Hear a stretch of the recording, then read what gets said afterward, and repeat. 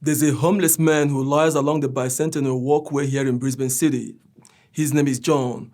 From the cold ground of that windy, winding, meandering riverside track, he sometimes looks up to fast runners, joggers, strollers, passers-by, and even very slow runners, with an unforgettable silent look in his eyes that says a million words about 116,000 homeless Australians and 1.6 billion other human beings throughout the world without a home today.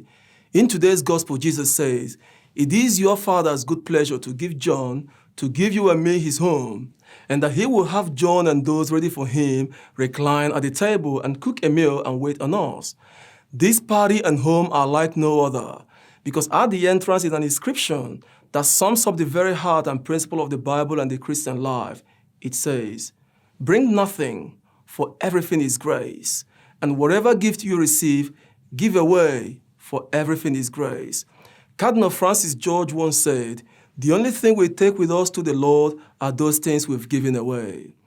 Inspired by the words of Jesus, I got to John's spot again, not to walk past as I had done in previous times and years. So I sat down there, had a chat with him, and gave him a meal.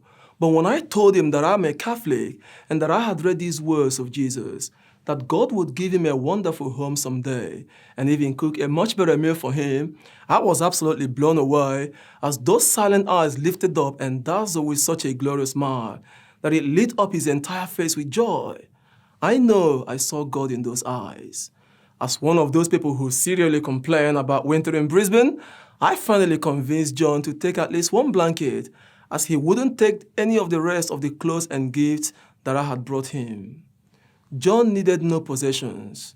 John travels light. John is a great pilgrim. Dear friend, can you look back someday and say, "I was here. I lived because on this earthly road, love was the way for me and I gave away everything."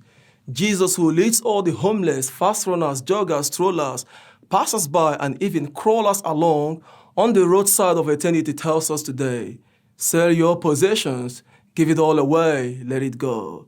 I'll suggest 3 things you could let go. Let go of your smartphone and social media addiction, which is big today.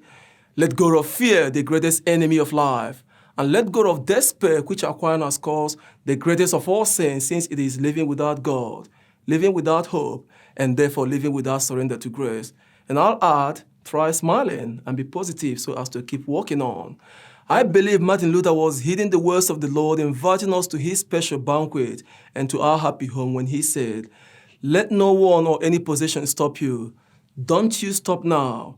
We must keep moving. But if you can fly, run. If you can't run, walk. But if you can't walk, crawl. But by all means, keep moving."